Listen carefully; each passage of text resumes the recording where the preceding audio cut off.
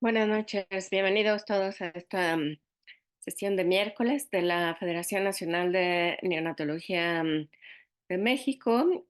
Y antes de presentar a nuestro ponente y coordinadores del día de hoy, quisiera recordarles que tenemos Congreso Nacional de Neonatología el próximo año en la Ciudad de México, del 30 de enero al 2 de febrero.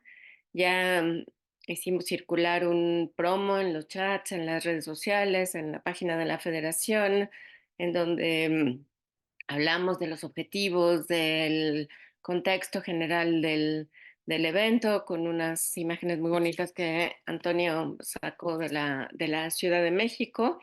Y pronto les daremos más información acerca ya de temas más específicos, de los profesores que tenemos confirmados, varios de ellos extranjeros, el doctor Koletsko, el doctor Bento, el doctor Sánchez Luna, entre otros. Y también en breve tendremos para ustedes ya los costos del evento y una preventa que esperamos resulte atractiva para los que quieran inscribirse pronto. Bueno, dicho esto, también quisiera yo anunciarles que la próxima semana, el día 22 de abril a las 3 de la tarde, presentaremos dentro de nuestro programa que se llama Bebé 365, la segunda parte de los cuidados del recién nacido en la primera semana de vida. Y esta tiene como invitado al doctor Luis Manuel González Gómez. Es muy importante mencionarles que este proyecto es por primera vez lo hemos desarrollado en la federación y está dirigido a los papás, a los cuidadores primarios. Entonces, les pedimos por favor si lo comparten con sus grupos de familias, de papás, porque justamente a ellos va dirigido. Entonces, esperamos cada vez que tenga más difusión y que podamos llegar a más familias en la educación de los bebés en el primer año de vida. Muy bien, y ahora brevemente, porque la presentación la van a hacer dos de los presidentes estatales, quisiera yo decirles que tengo el honor, el gusto de que el día de hoy nos acompañe el doctor Rodrigo Moreno Salgado. Él es un gran profesional y amigo, jefe del Departamento de Genética del Hospital Infantil de México. Y en la coordinación de esta sesión tenemos a la doctora Angélica Campos López. Ella es presidenta de la Sociedad de Neonatólogos de Aguascalientes, y al doctor Mario Alberto Ruiz Gutiérrez. Él es presidente de la Asociación Hidalguense de Neonatología y Perinatología. Le cedo la palabra al doctor Ruiz y a la doctora Campos. Gracias a todos por su presencia.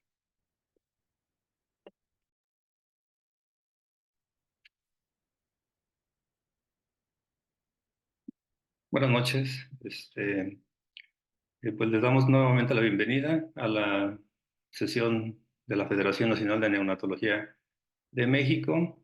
En esta ocasión me permito presentar a mi compañera que va a ayudarnos a coordinar. Es la doctora Angélica del Socorro Campos López.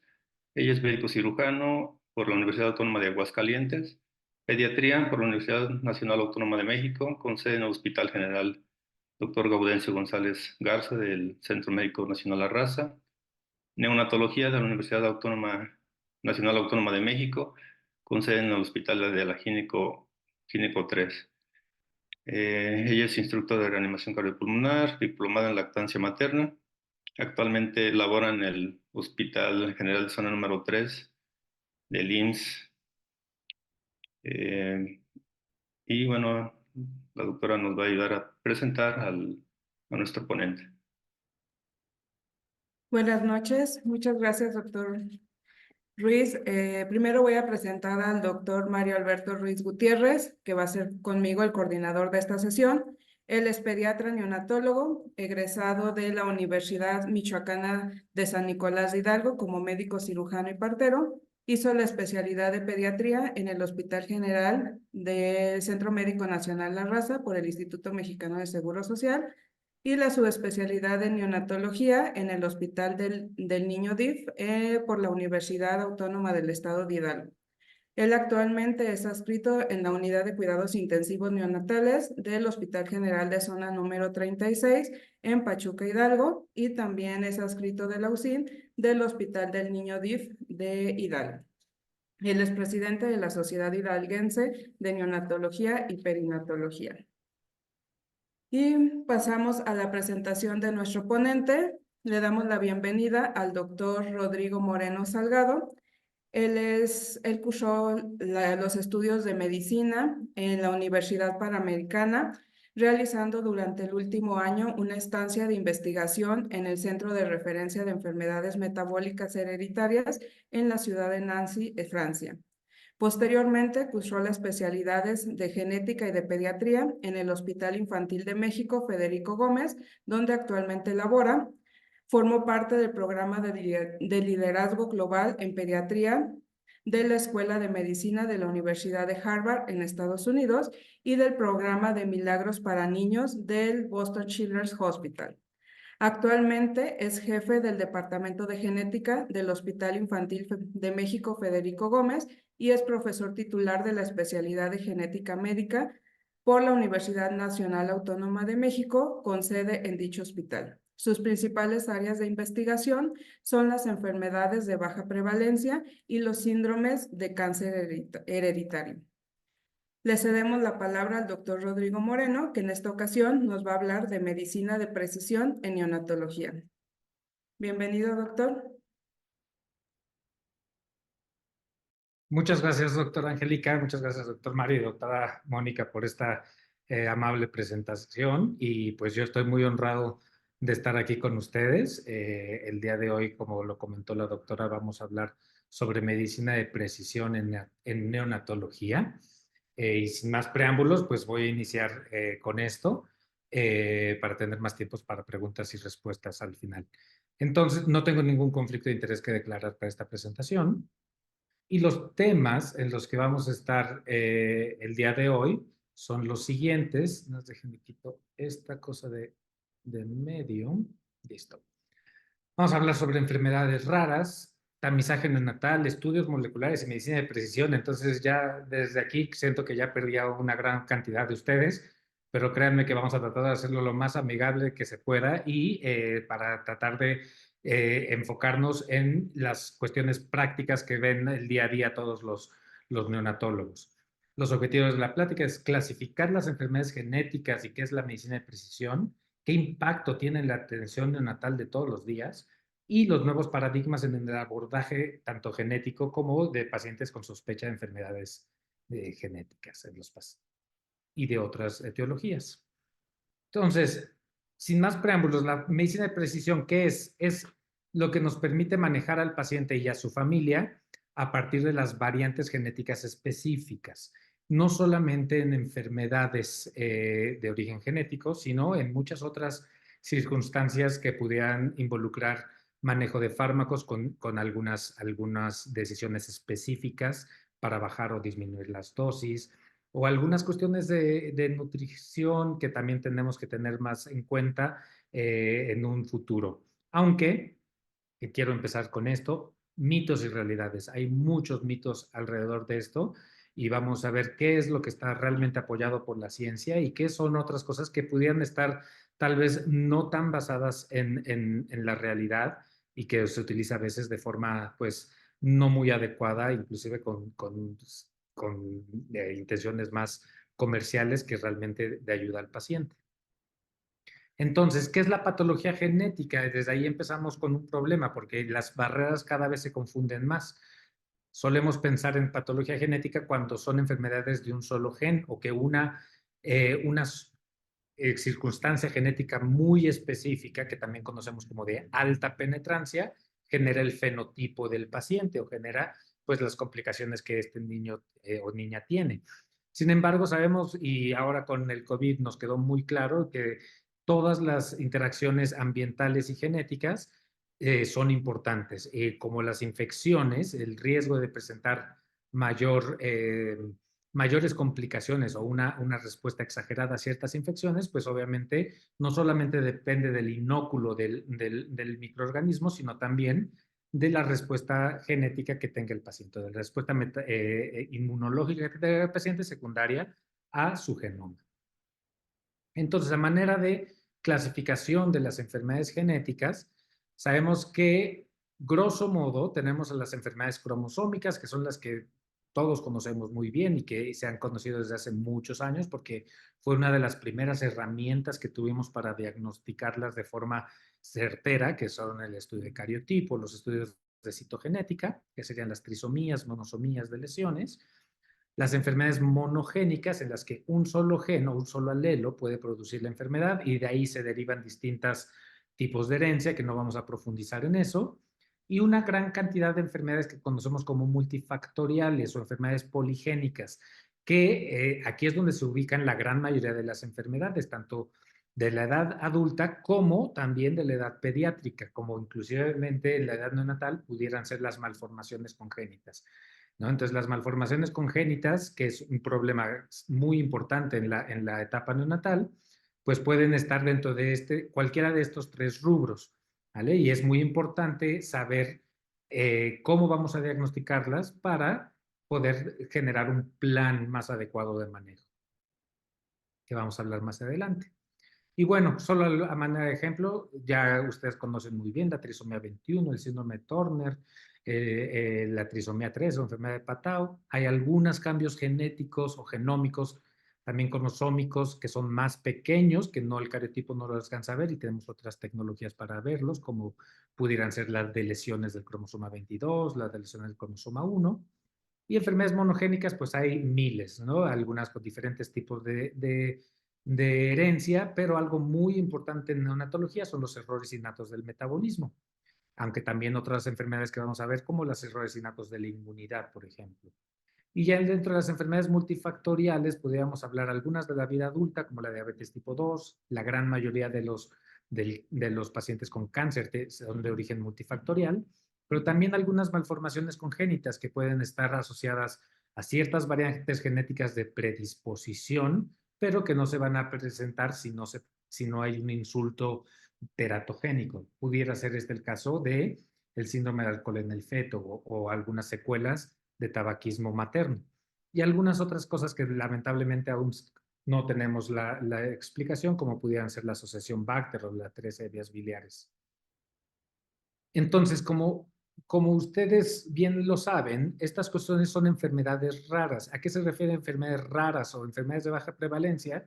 Son aquellas que se presentan en menos de uno de cada 2,000 individuos, menos de uno de 2,000 recién nacidos vivos. En Estados Unidos tienen su propia clasificación, que son menos de 200,000 individuos afectados con esa enfermedad en la Unión Americana, y conocemos alrededor de 9,000 enfermedades, ¿no? Entonces, es realmente una gran cantidad de enfermedades raras. Nadie las conoce todas, evidentemente, y cada vez hay más porque se van descubriendo nuevas etiologías. Y este dato que voy a darles a continuación es bien importante, sobre todo porque muchas personas tienen la idea errónea de que no ven enfermedades raras. Tal vez algunos dicen, bueno, yo me dedico a la consulta privada, suelo ver recién nacidos generalmente sanos o prematuros tal vez, y yo no veo enfermedades raras, pero sepan que alrededor de 350 millones de individuos a nivel mundial viven con una enfermedad rara. Esto implica que la cantidad de pacientes con cáncer y VIH combinados 2 veces es la cantidad de enfermedades raras, de pacientes con enfermedades raras. Entonces, como pueden ver, es muy frecuente. No hay médico que vea pacientes que no vea enfermedades raras. Tal vez algunos lo vean diario, como en su día a día, dependiendo del instituto o del lugar donde se encuentre. Pero todos los médicos que atendemos pacientes, en algún momento veremos enfermedades raras, y de ahí que es muy importante conocer qué hacer al respecto, ¿no? Tal vez nosotros podamos hacer un abordaje primario de ciertas malformaciones o de algunos fenotipos, pero a veces será muy importante referir de manera temprana, porque vamos a ver que el diagnóstico entre más temprano es mejor no solamente para el paciente, sino para el sistema de salud. La mayoría de las enfermedades raras son de origen genético, hay algunas que son de origen infeccioso, por ejemplo, algunas infecciones raras, y la mayoría inician en la edad pediátrica, casi hasta el 3/4 partes, entre una mitad y 3/4 partes de las enfermedades raras inician en la edad pediátrica, muchas de estas en la edad neonatal, y de ahí la importancia de este tema.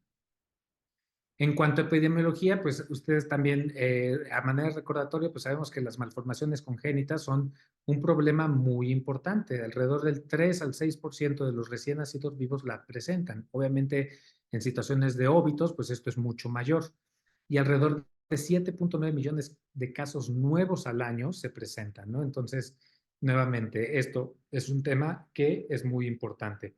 Y los errores innatos del metabolismo, que a veces tendemos a creer que son muy raros, que efectivamente en lo individual lo son, digamos, hay una gran cantidad, alrededor de 1,200 errores innatos del metabolismo distintos, cada uno es muy raro, pero en ciertas poblaciones, por ejemplo, donde se tiene más datos de la epidemiología, como pudiera ser el estado de California en Estados Unidos, 1 de cada 500 recién nacidos vivos va a presentar una enfermedad, un error innato del metabolismo, ¿no? Esto va a variar mucho dependiendo de la población. Puede ser, por ejemplo, hay colegas que se encuentran en el norte del país, en el estado de Chihuahua, con los menonitas de Chihuahua, los menonitas de Yucatán, ¿no? Que esto puede ser mucho más alto, o algunas regiones endogámicas que tenemos en todo el país, en los altos de Jalisco, en Oaxaca, etcétera. Entonces, va a ser muy diferente la epidemiología dependiendo cuál es nuestra población en la que ejercemos, pero siempre es algo que tenemos que tener en cuenta.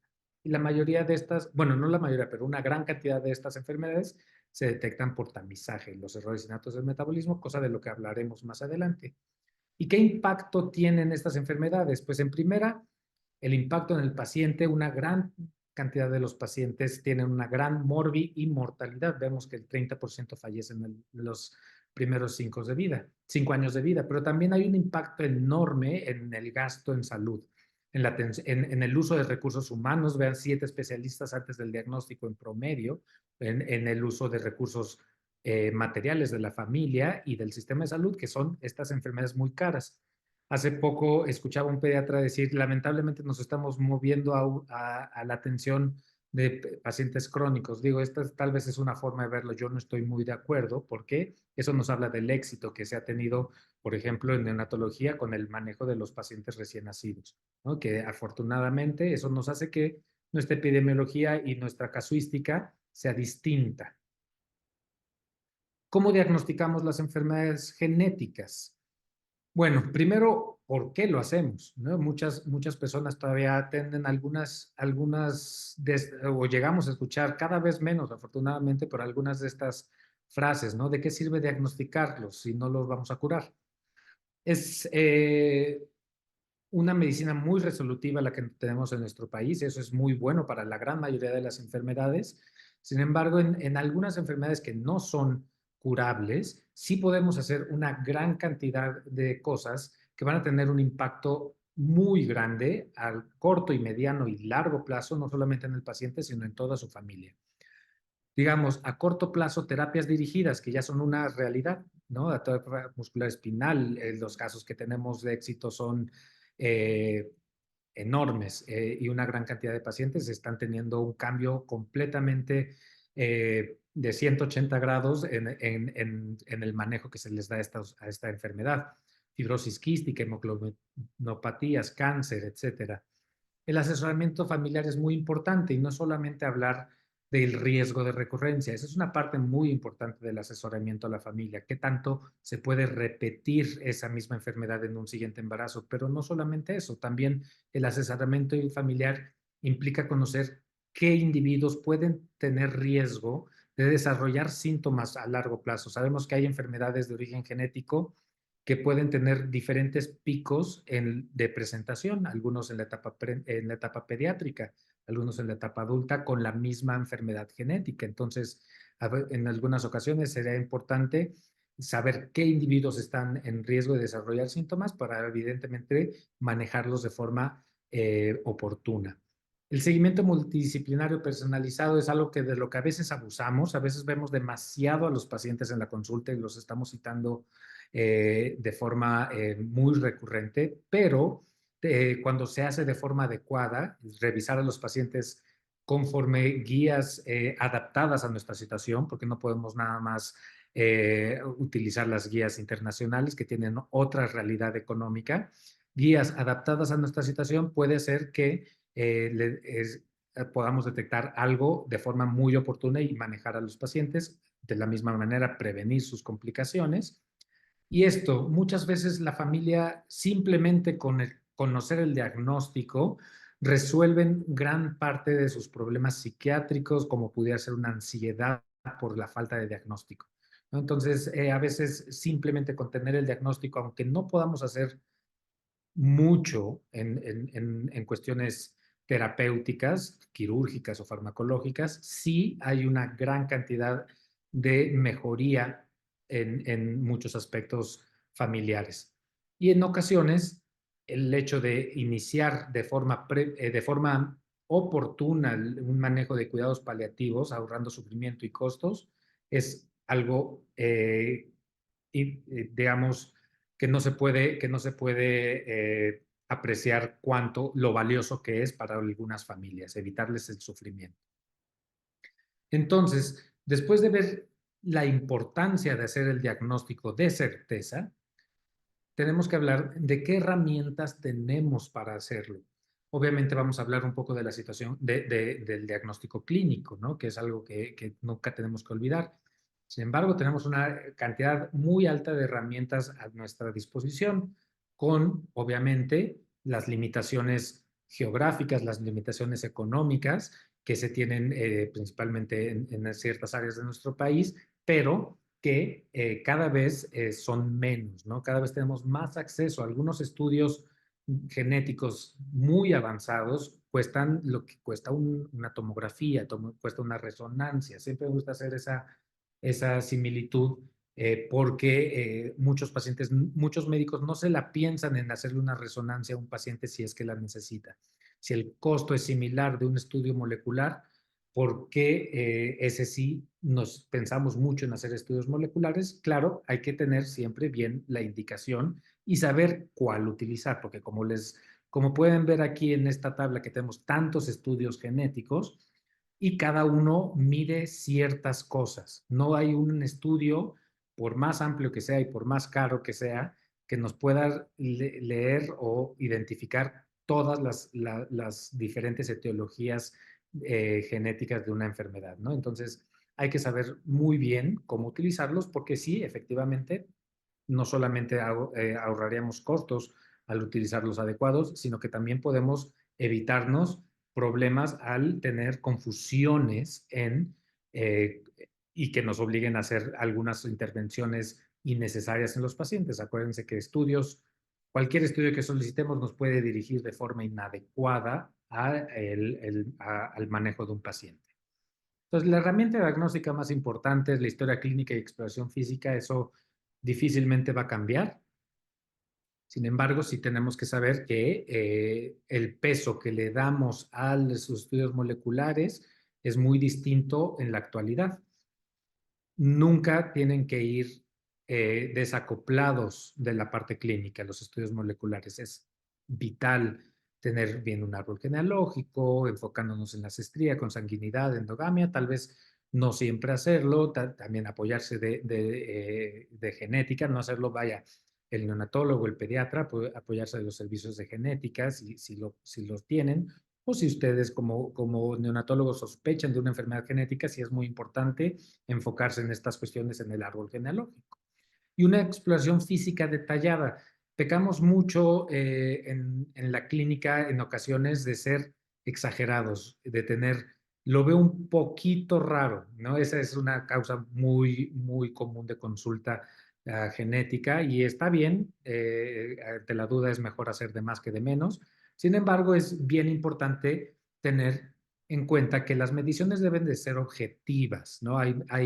Así como ustedes bien saben que hay mediciones del perímetro cefálico y curvas percentilas, etcétera. También hay percentilas de cuánto miden las manos, de cuánto miden los genitales, de cuál es la separación entre ojos, de cuál es la distancia entre la implantación anal, etcétera, ¿no? Hay medidas de todo esto y si ante la duda, pues habrá que hacer una exploración más objetiva y no solamente decirlo, digamos, de forma muy subjetiva.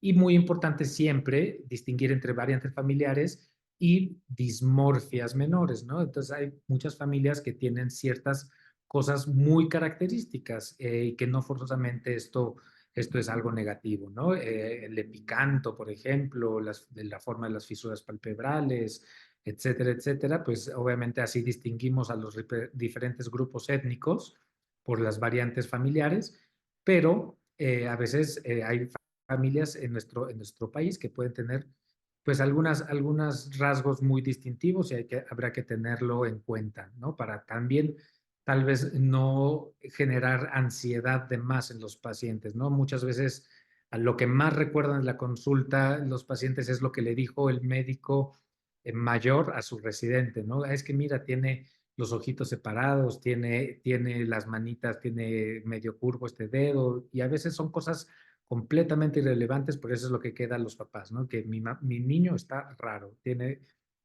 problemas.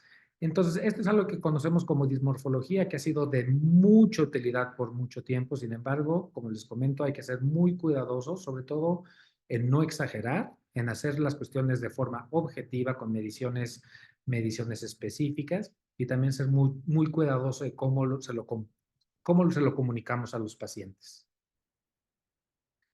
Ahora, tenemos evaluaciones moleculares en la actualidad que son mucho más aceleradas.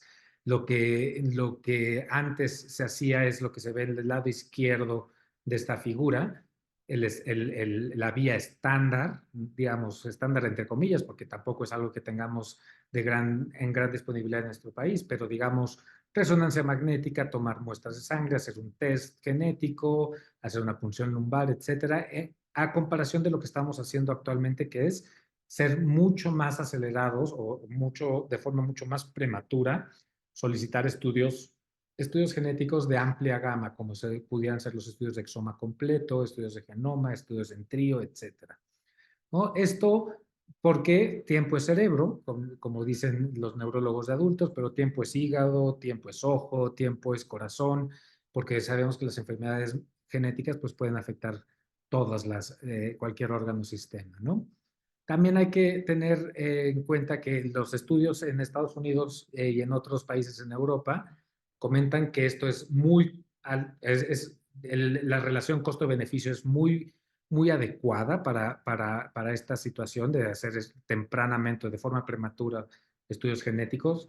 Sin embargo, también hay que ponerle el contexto de nuestro país, porque en el contexto de nuestros países con estatus socioeconómico mayor, pues ellos de por sí tienen unos altos costos de atención médica, tienen un abandono muy importante de la clínica y además algo que no nos favorece mucho en nuestra población latinoamericana es que los estudios genéticos son más difíciles de interpretar en nuestro país o en Latinoamérica porque nuestra población, nuestros grupos étnicos están menos representados en las bases de datos que se utilizan para diagnosticar, ¿no? Entonces, es muy importante también tener en cuenta que tenemos que manejar bien las expectativas de los estudios.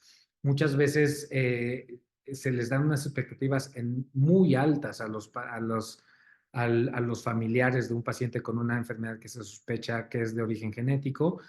Cuando se le pide un estudio y dice, ya con esto vamos a saber qué hacer, y muchos padres, y a mí me ha tocado muchas veces corregir esas ideas, muchos padres creen que con los estudios genéticos vamos a curar a sus hijos, ¿no? Y eso surge de las expectativas que se les da a los pacientes de este tipo de estudios. Obviamente son muy útiles y ya dijimos por qué, pero sí saber los alcances y las limitaciones. Por eso, algo que comentamos siempre, que se va a utilizar algún estudio de amplia gama, es mejor que lo explique alguien de genética que sabe dar un asesoramiento preprueba. Y ahora, tenemos una utilidad diagnóstica muy distinta dependiendo qué estudios hagamos. Les decía del cariotipo, que es un estudio muy antiguo, de los años 40 del siglo XX, ¿no? Entonces, pero ante un niño con síndrome de Down, sospecha clínica de síndrome de Down, por supuesto que es el mejor estudio que podemos hacer, porque nos va a dar mucha información, es relativamente barato, está más digamos, disponible en muchas ocasiones, en muchos lugares. Pero si tenemos un niño con discapacidad intelectual que antes les pedíamos estudio de cariotipo, y les estoy diciendo antes, hace 8 años, 10 años, ¿no? Actualmente pedirle un estudio de cariotipo a un niño con discapacidad intelectual, pues es hacer un gasto innecesario. Nos diagnostica realmente el 3% de los pacientes y generalmente es cuando es síndrome de Down, ¿no? Entonces, realmente no es de tanta utilidad ya es el estudio de cariotipos, salvo en algunas circunstancias muy específicas. Y de ahí tenemos algunos otros estudios como el estudio de microarreglo y donde lo que me voy a enfocar más es en esto que se dice NGS, las siglas en inglés de secuenciación de siguiente generación. Yo también lo llamo como secuenciación masiva en paralelo, bueno, no yo, sino es otro de los nombres.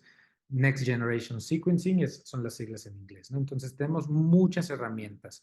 La secuenciación del exoma completo, por ejemplo, nos puede dar entre un 25 y 55% del diagnóstico cuando tenemos un paciente con una discapacidad intelectual. Eso va a depender de qué enfermedad. Y también si la enfermedad fue de origen completamente ambiental, como pudiera ser algo completamente hipóxico, una asfixia perinatal muy severa, no asociada a enfermedades genéticas, porque una asfixia perinatal no descarta una enfermedad genética, eso es bien importante tenerlo en cuenta. Y otras alteraciones, otros estudios como la secuenciación del genoma completo, que nos da un poco más de diagnóstico. Sin embargo, como les comentaba, no siempre nos van a dar el diagnóstico por más caros, por más de alta gama, por más que nos los vendan como algo de otro planeta, no siempre va a ser así. Pero sí, obviamente va a ser una de las mejores herramientas que tenemos. Ahora, algo bien importante que no me canso de resaltar es que el diagnóstico lo hace el médico, el médico clínico, no el estudio molecular. Un estudio molecular puede darnos un resultado genético y que eso no sea lo que tenga nuestro paciente. Los estudios genéticos se interpretan, no son, digamos, dicotómicos, positivo y negativo, sino que hay una gran cantidad de variantes genéticas que se encuentran y que hay que clasificarlas, y eso depende de un ser humano, ¿no? Entonces, como todo, lo que depende, cuando entra en juego un ser humano, puede haber errores humanos, ¿no? Entonces, es muy importante tener en cuenta que el diagnóstico tiene que estar acorde a lo que vemos en el paciente, ¿no? Entonces, tenemos que tener evidencia clínica, signos y síntomas, estudios bioquímicos o funcionales que nos corroboren lo que nos está enseñando el estudio genético. Ahora, vamos a pasar a unas aplicaciones muy importantes en la neonatología, que es el diagnóstico genético ultra rápido. Esta es una modalidad que se hace en Estados Unidos, principalmente, ni siquiera en Europa lo hacen tanto, se hacen más en Estados Unidos, que tienen una gran cantidad de recursos materiales y también humanos, en la que se utiliza la secuenciación masiva en paralelo en una modalidad que se llama trío, o sea, que se toma información genética del paciente, del papá y de la mamá. No siempre está disponible el papá, etcétera, puede hacerse en dúo, a veces necesitamos de hermanos, se hace a veces con 4 pacientes, etcétera, con el hermano del paciente, si también está afectado, porque todo esto nos permite encontrar de forma más rápida la causa genética de la enfermedad. Esto se hace ya de una forma digamos, clínica o rutinaria en ciertas terapias neonatales y pediátricas en Estados Unidos desde hace más de 5 o 6 años que se publicaron los primeros estudios, y que de ahí pues ya lo empezaron a hacer de forma rutinaria, en la que un paciente con sospecha de una enfermedad genética, obviamente evaluado por el equipo de genética del hospital, se le toma un estudio de secuenciación de genoma completo en trío o secuenciación de exoma completo en trío y se da un resultado entre 3 y 14 días. Esto es muy costoso porque implica una gran cantidad de reactivos, meter solamente un paciente o digamos una familia en un estudio y requiere una gran cantidad de recursos humanos, ¿no? Entonces, pero va a ser de una gran utilidad en ciertos pacientes y va a cambiar completamente su pronóstico. Esta tabla de uno de los primeros estudios que salieron de este tipo de metodologías de rápido o ultra rápido, whole genome sequencing o whole exome sequencing, es más rápido hacer el genoma completo que el exoma completo por algunas cuestiones técnicas que no vale la pena decir aquí, pero vean, este es un estudio del Hospital de Niños de Texas en el que ingresaron ya sea a las terapias neonatal o terapias intensivas pediátricas y se les hizo estos estudios en trío, ¿no? En dúo o en trío, dependiendo si estaba presente el papá o no. Y que es importante encontrar cuáles son hallazgos accionables en la etapa neonatal. ¿A qué me refiero con hallazgos accionables? Cosas que una vez encontrando un cambio genético podamos en la etapa neonatal ejercer un cambio ya sea quirúrgico, farmacológico, terapias nutricionales, etcétera.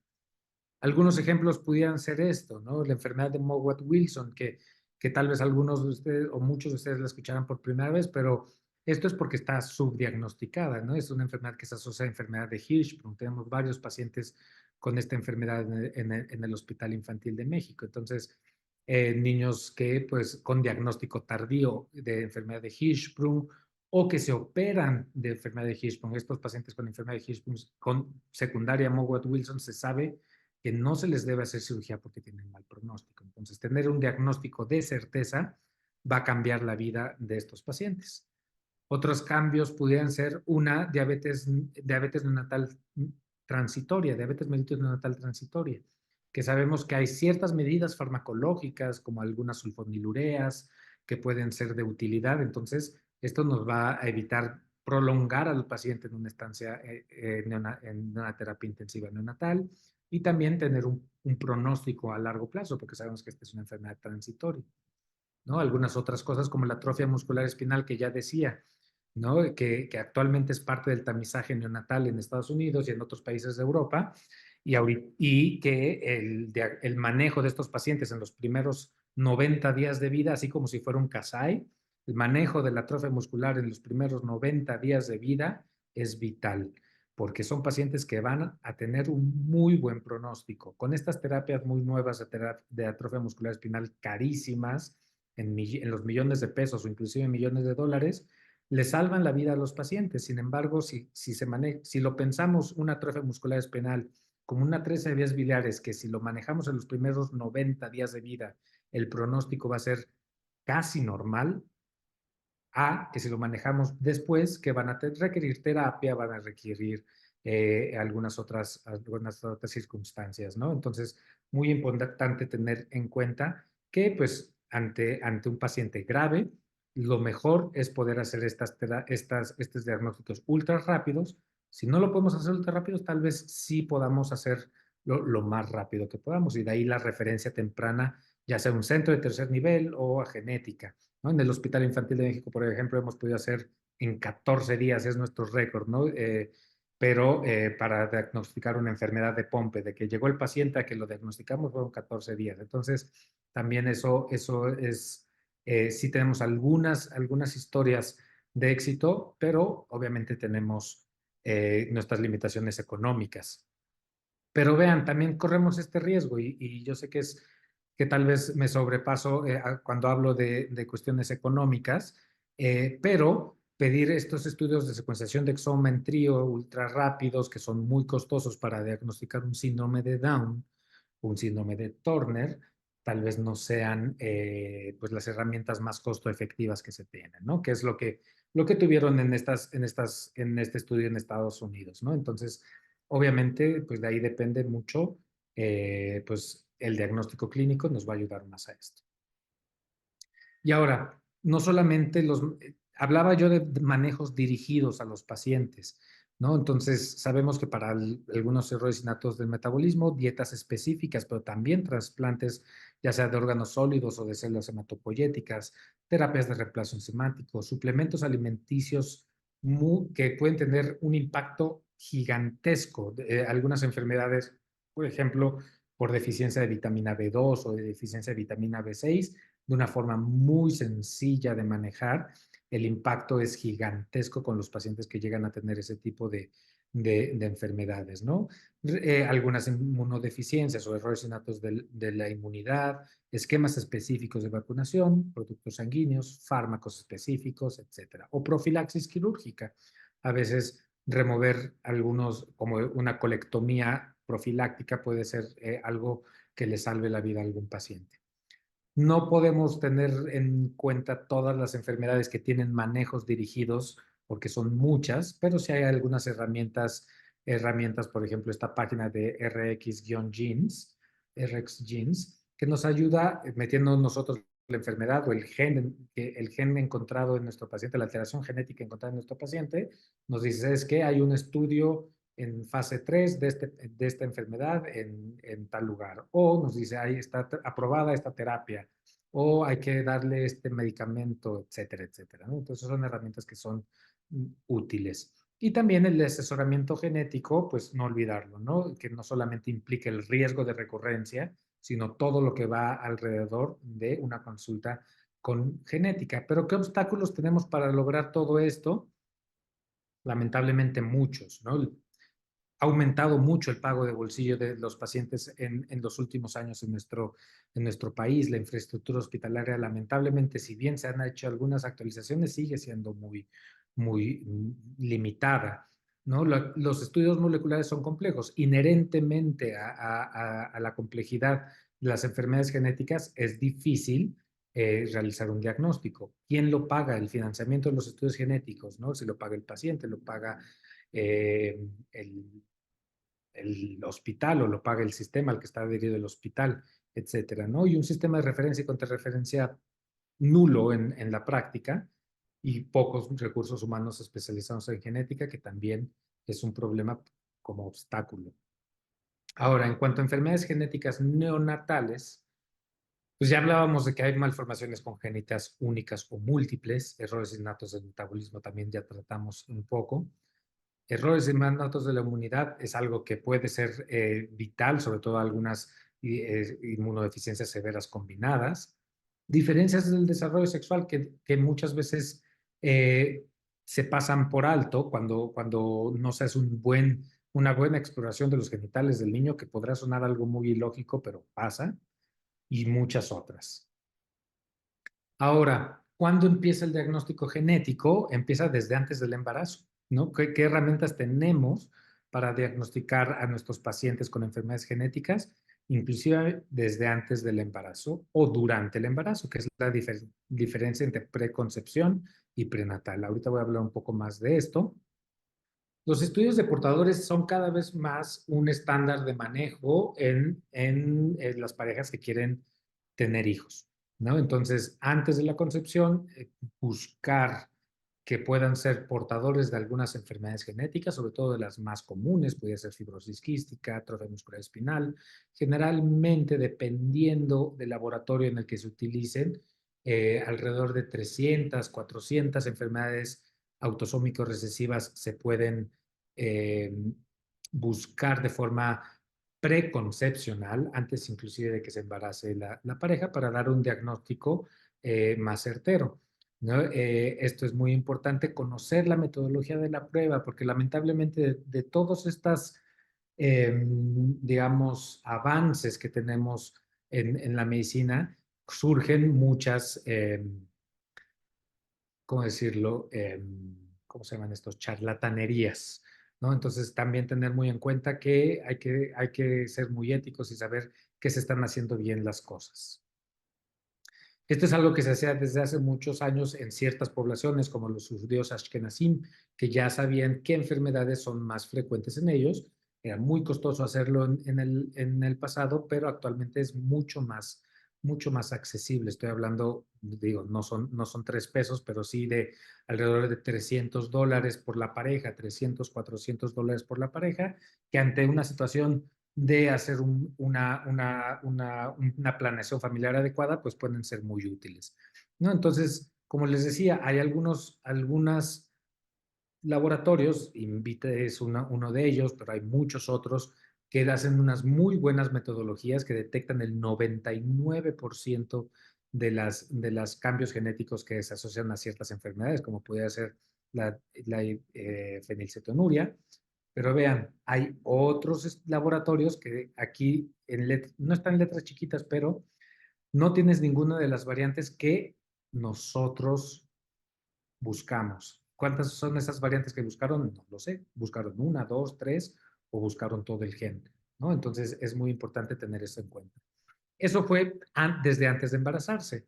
Pero también ya una vez del diagnóstico prenatal, eso quiere decir que cuando una mujer ya está embarazada, obviamente podemos hablar de diagnóstico prenatal por mucho tiempo, pero la herramienta que más se utiliza en la actualidad, aún más bien sumando a las herramientas que ya existen, esto no reemplaza todo el diagnóstico por amniocentesis o biopsia de velocidades corneales. Esto es solamente una prueba de screening, una prueba de tamizaje, el famoso DNA fetal, ¿no? DNA fetal en sangre materna, que realmente es DNA del sincitio trofoblasto, no estamos revisando el DNA del embrión o del feto, sino de la placenta.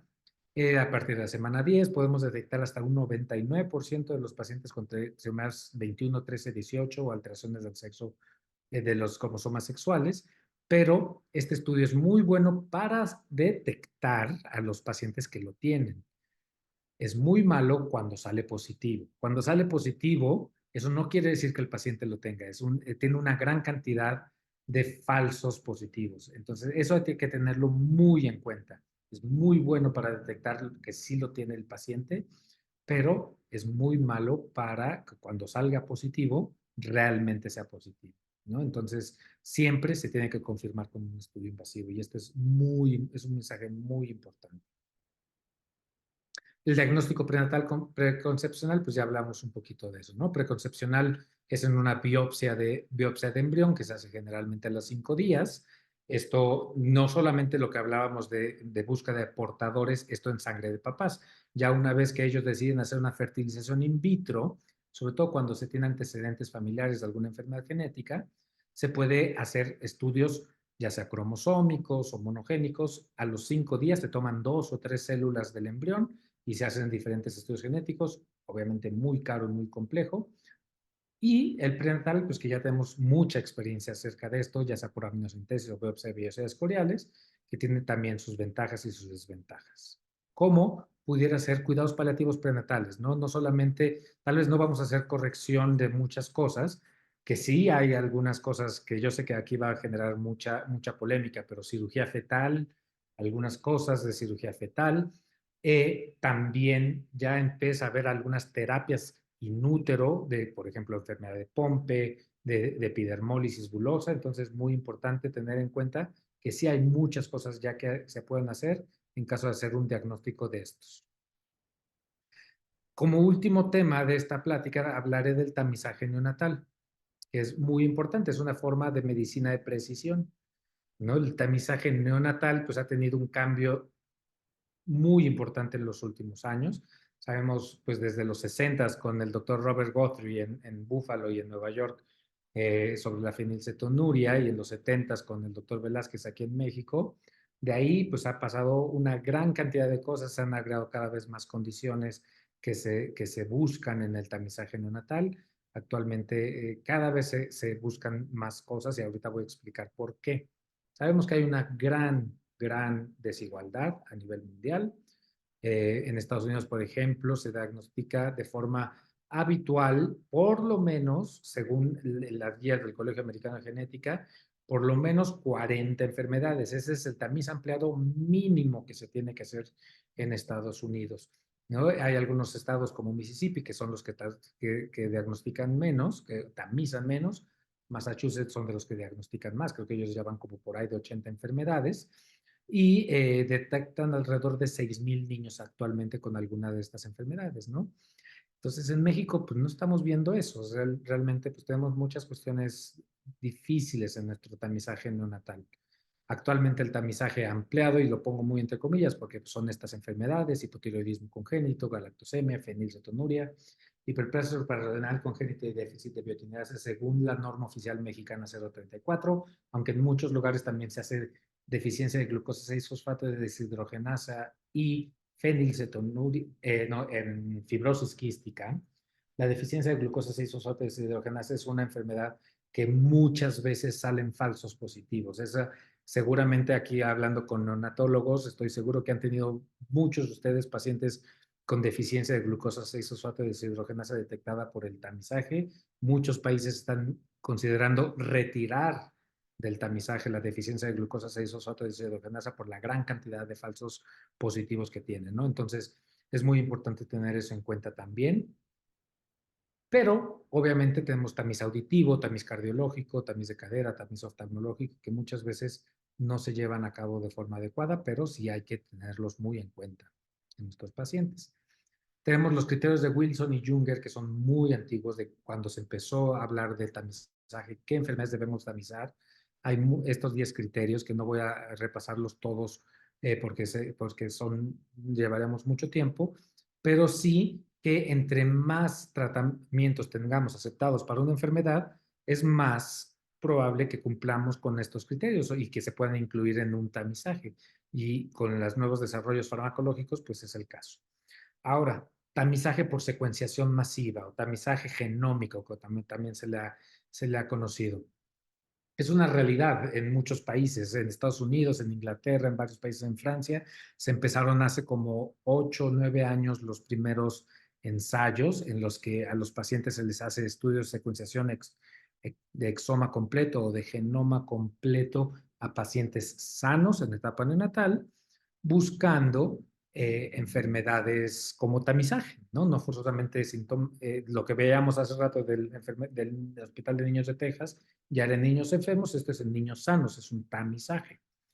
¿Qué es la secuenciación masiva? De lo que he hablado mucho, es una modalidad de secuenciación que nos permite detectar o leer cientos, o más bien cientos de miles de fragmentos genéticos al mismo tiempo, ¿no? Y podemos ver desde un solo gen hasta el genoma completo, ¿no? Dependiendo qué modalidad tenemos. La modalidad que se está utilizando actualmente para tamiz es o exoma completo o genoma completo. ¿Y qué es lo que nos permite esta metodología de genoma completo rápido en modalidad tamiz, que se hace por secuenciación masiva? ¿Qué quiere decir en modalidad tamiz? Que los criterios tienen que ser de alta sensibilidad y podemos sacrificar un poco la especificidad para tamizar pacientes. Ahorita hay muchos criterios para incluir a enfermedades dentro de este tamizaje genómico. Actualmente los países que lo hacen, por ejemplo, en Estados Unidos, en San Diego, en el Hospital Rady, actualmente buscan alrededor de 400 enfermedades. ¿Por qué 400? Si realmente estamos revisando todo el genoma, porque son las que podemos hacer algo por ellas o que tienen manifestaciones en la edad pediátrica. Hay algunas enfermedades como enfermedad de Huntington, pudiera ser que no va a tener manifestaciones en la edad pediátrica, y tamizarlo neonatalmente pudiera generar más problemas que beneficios. Se cree que alrededor de 1000 enfermedades en el 2030 más o menos es lo que se va a diagnosticar por tamiz neonatal, ¿no? Mil enfermedades distintas, ¿no? Entonces se puede tomar la muestra desde el primer día de vida. Aquí no depende de los metabolitos, de que sea de ayuno, etcétera, porque es DNA.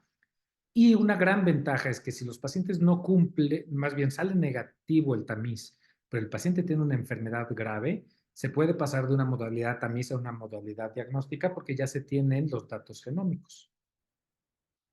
Casi para terminar, les voy a hablar de algunas consideraciones éticas y prácticas de esto y algunos beneficios que podemos tener con estas metodologías de diagnóstico de tamizaje, que son una realidad, como ya les comento, no son el futuro, son el futuro en nuestro país. Sí va a llegar en algún momento a nuestro país, esto se los aseguro, no sé en cuánto tiempo, pero son una realidad en muchas economías ya.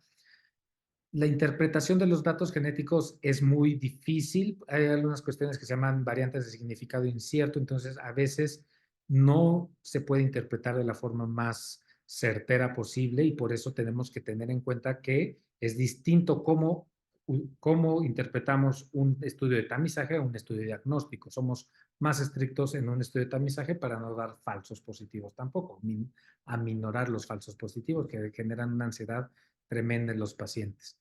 Ya decíamos hace rato de bases de datos incompletas, algo que no podemos predecir muy bien, y un caso puede ser la atrofia muscular espinal. No siempre podemos predecir el fenotipo a partir del genotipo, ¿no? Y hay muchas enfermedades de esto, ¿no? Entonces, esto nos puede meter en muchos predicamentos con la familia, porque la familia siempre quiere respuestas rápidas. ¿Qué le va a pasar a mi hijo? ¿Qué puedo esperar? ¿Va a caminar? ¿No va a caminar? Etcétera. Y cuando el genotipo no forzosamente nos va a decir eso, ¿no? Dependemos muchas veces del tiempo. Entonces, esto puede ser algo muy problemático en cuanto a la ansiedad que generamos en los padres.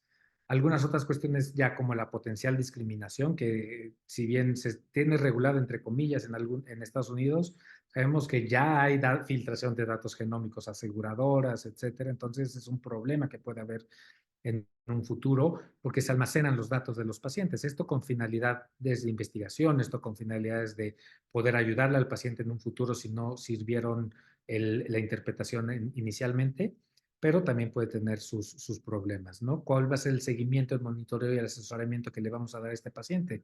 Tal vez le estamos dando una atención de más con los riesgos que esto conlleva. Y la autonomía de los niños, ¿no? Tal vez ellos no querían saber nada de esto y ya les dijimos hasta de lo que van a padecer a los 45, 50 años, ¿no? Algunos otros beneficios es que podemos ser más rápidos en detectar diagnósticos diferenciales. Entonces, sabemos que hay enfermedades con perfiles clínicos muy similares y a través de la medicina genómica podemos encontrarlos todos al mismo tiempo. Detectar cosas como mosaicismo, que serían cambios genéticos que solo están presentes en alguna región del cuerpo, y esto a veces es difícil con otras metodologías diagnósticas. Retraso en el diagnóstico de análisis con análisis adicionales, ya lo vimos. Mejorar también el diagnóstico prenatal, que ya hemos visto que tenemos muchas herramientas en la actualidad. En poblaciones de riesgo, tamizarlas de forma más intencionada, etcétera, ¿no? Y obviamente esto va a ayudar a la investigación, al descubrimiento de nuevos marcadores. Y en algunas enfermedades, ustedes lo sabrán que es más difícil en ocasiones tener un análisis bioquímico, ¿no? Cuando pensamos en una adrenoleucodistrofia y queremos ácidos grasos de cadena muy larga, eso prácticamente no lo hacen en ningún país, en ningún laboratorio en este país, ¿no? O en muy pocos. Es más fácil a veces hacer estudios genéticos que hacer los estudios bioquímicos, ¿no? No es lo adecuado, pero es algo que sucede. Ya cuando todas estas herramientas no fueron de utilidad, también tenemos algo que se llama autopsia molecular. Muchos pacientes que tienen riesgo alto de fallecer o que acaban de fallecer, si no tenemos un diagnóstico y sospechamos una enfermedad genética, algo a lo que se está modulando ya más que una autopsia anatómica, es tomar las muestras de sangre y almacenarlas en un tubo morado, un tubo con tapa lila y refrigerarlo, porque se puede extraer el DNA y en cuanto tengamos el recurso económico de hacer un estudio genético, se puede hacer. El DNA puede estar almacenado 1, 2, 3, 5, 20 años, ¿no? Entonces, el tubo morado no. Ese nos aguanta 2 semanas, un mes, 2 meses a lo sumo.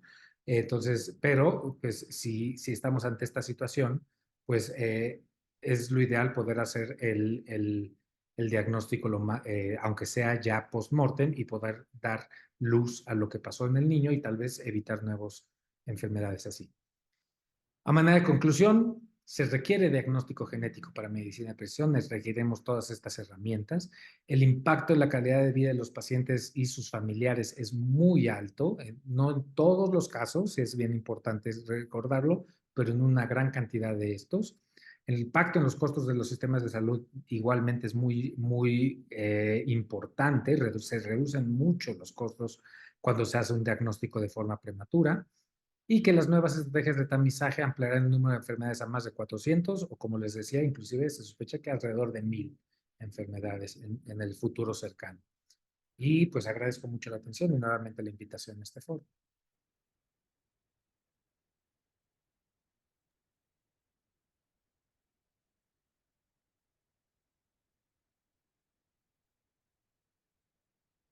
Muchas gracias, doctor.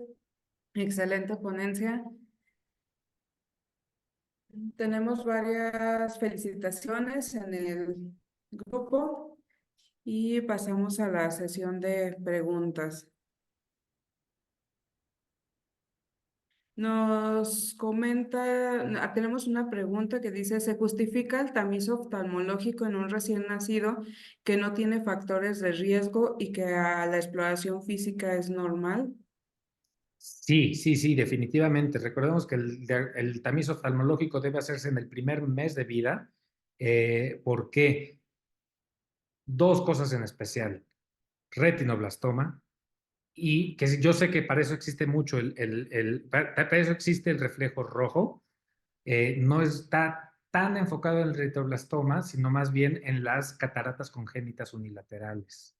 ¿Por qué? Por la ambliopía. Las cataratas congénitas unilaterales requieren manejo quirúrgico lo más temprano posible, y esto no vamos a tener ningún factor de riesgo, ¿no? A veces tiene que ver con, digamos, no hay una causa, puede ser de origen genético o no de origen genético, pero si una catarata congénita unilateral, que no las bilaterales, porque las bilaterales pues difícilmente van a causar ambliopía, pero sí las cataratas congénitas unilaterales pueden estar presentes en cualquier recién nacido y no van a verse al examen físico, por lo que se requiere un tamiz oftalmológico en todos los niños.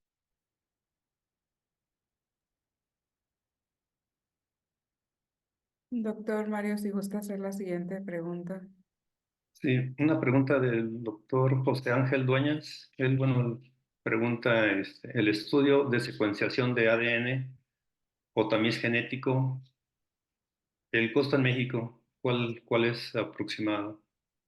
Un tamiz neonatal a través de genética, no hay ningún laboratorio que lo ofrezca de manera comercial. Realmente lo ofrecen específicamente ciertos hospitales para población nacida, por ejemplo, en Estados Unidos. En cuanto a tamizaje, en cuanto a modalidad diagnóstica, que ya sería pedir tal vez un estudio de secuenciación de exoma, un estudio de secuenciación de genoma, eso es muy variable. Actualmente los precios han caído mucho. Estoy hablando que el primer genoma que se secuenció costó 3.000 millones de dólares en los años 2000.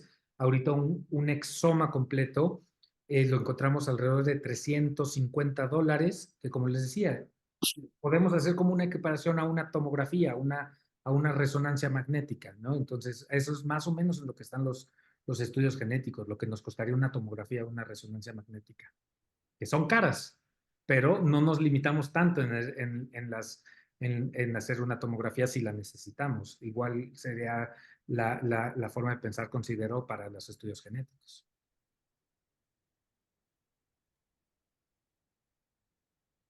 Muchas gracias, doctor.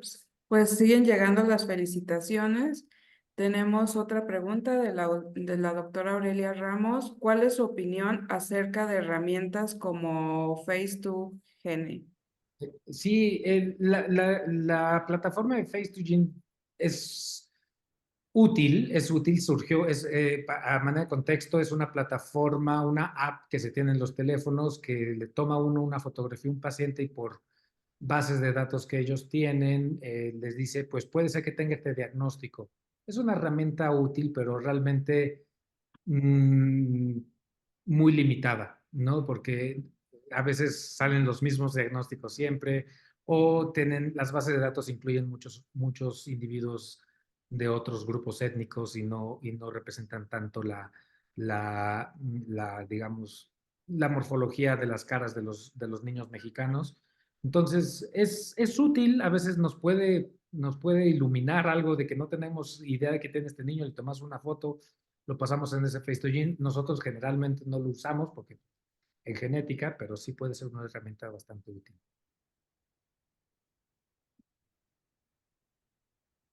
Otra pregunta, comenta la doctora Marta Melchor, en la Ciudad de México, ¿en qué laboratorio se pueden apoyar para estos estudios?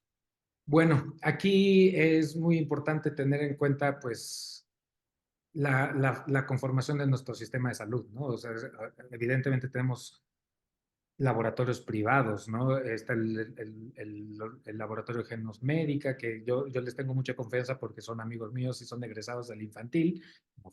No les estoy haciendo promoción, pero hay algunos otros laboratorios que se mandan al extranjero. Yo trato de enviar las cosas aquí en México, pues por una cuestión más nacionalista, no que otra cosa, porque son más caros aquí. Generalmente mandarlos aquí en México es más caro por cuestiones de que nos venden más caros los reactivos al país, pero hay laboratorios como Centogene, Invite,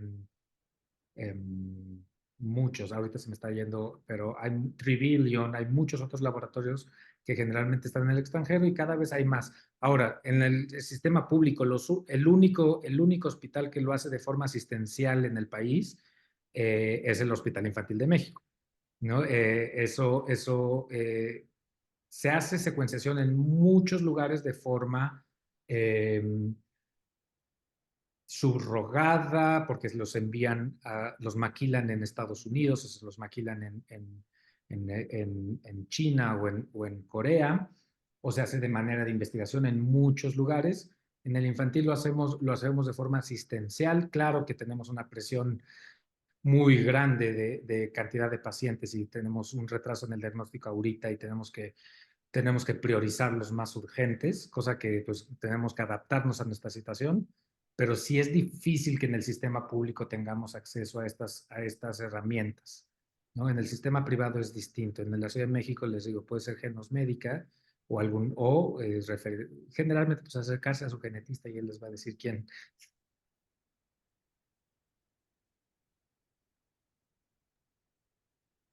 Muchas gracias, doctor. Creo que ya nos contestó las dos preguntas que tenemos aquí en el chat, de que si los estudios se subrogan y si se pueden realizar en el sector salud. Que ya nos las contestó. Sí, bueno, también está el INMEGEN, por ejemplo, ¿no? El INMEGEN, el Instituto Nacional de Medicina Genómica, tiene su unidad clínica, tiene el laboratorio de diagnóstico genético del INMEGEN. No es gratuito, los precios son altos, pero es muy confiable, se dirige de forma muy adecuada por la doctora Carmen Alaez Gerson sus resultados son muy confiables. Se hace in situ, se hace en el INMEGEN y eso es algo muy útil porque pues, se puede platicar con la persona que hizo el estudio, ¿no? Y decirle, ¿sabes qué? Quiero que busques esto o me interesa esta enfermedad o no encontraron esto, etcétera. Entonces, en México tenemos esa opción como pública también en el INMEGEN. Lamentablemente ahí tenemos la cuestión de que no es gratuito, pero es una buena opción también.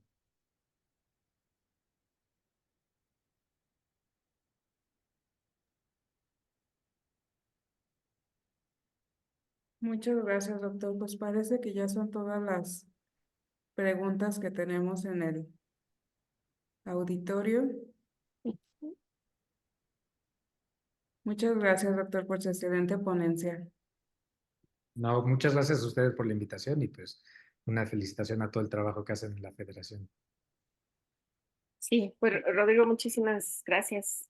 ¿Verdad? El chat aquí lleno de felicitaciones, excelente ponencia y de las gracias de parte de muchos de nuestra audiencia. Y bueno, como decías al principio, este es un tema que a veces provoca cierto, pues no sé si rechazo, o en el sentido de que no estamos tan familiarizados ni en todos lados se tiene acceso a estas tecnologías, a estos equipos. El secuenciador pues es extremadamente caro, aunque al final pues el precio de los estudios no lo sea tanto, pero hacerte de un secuenciador pues sí conlleva, ¿no? Una serie de gastos importantes del equipo, de la adaptación, de la preparación de la gente, etcétera. Entonces, vemos lejos, ¿no? Todas estas nuevas alternativas que no son tan nuevas en otras partes del mundo, pero sí creo que es importante que las conozcamos y que busquemos pues estar cada vez más cerca, porque definitivamente hay un cambio importante entre tener un diagnóstico clínico solamente a tener un diagnóstico molecular y lo hemos visto como niños con un diagnóstico resulta que tenían otro, ¿no? Como decías tú hace un momento, pues que clínicamente se parecía, pero resulta que es otro y que el tratamiento es completamente diferente, como esta familia, ¿no? Que vieron ustedes con el servicio de reumatología del ICARDI, ¿no? De que tenían esta deficiencia de interferón y entonces lo que tienes que darles es, pues no tienen una sobreproducción de interferón y entonces le tienes que bloquear el interferón y resulta que estos niños están tratados como una artritis reumatoide, artritis idiopática juvenil. Entonces, bueno, solo por poner un ejemplo de los que a mí me impactaron más en el hospital, porque además son 3 hermanitos que todavía no sé si reciben el tratamiento, porque después del diagnóstico viene la parte del tratamiento, que en muchas ocasiones es carísima. La terapia génica para atrofia muscular y espinal está costando 25, 30 millones. Claro, es una sola dosis, pero de todas maneras resulta muy costosa y el sistema de salud todavía no lo tiene contemplado y tampoco tiene contempladas las terapias de atrofia muscular espinal y las otras 2 terapias con las que contamos. Entonces, pues hay muchos elementos que todavía tenemos que superar, ¿no? Hacer diagnósticos más precisos, pero también el diagnóstico nos obliga a dar tratamiento, sea cual sea, ¿no? A lo mejor solamente es rehabilitación, a lo mejor con vitaminas, pero a lo mejor necesita una terapia específica que puede costar 3, 4 millones de pesos al año y esto es pues por un tiempo indefinido, ¿no? Por lo menos en el caso nuestro hasta que cumplen 18 años.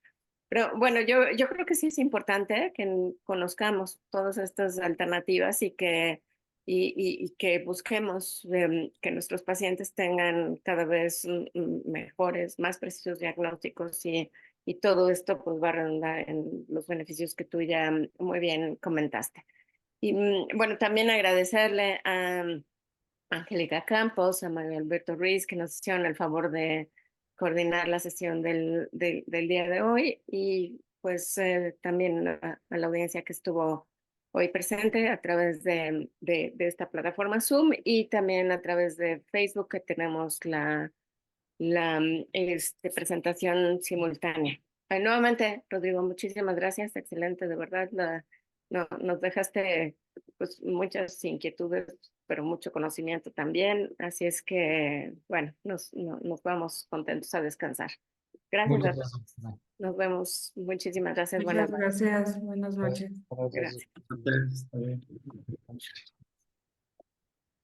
Recording stopped.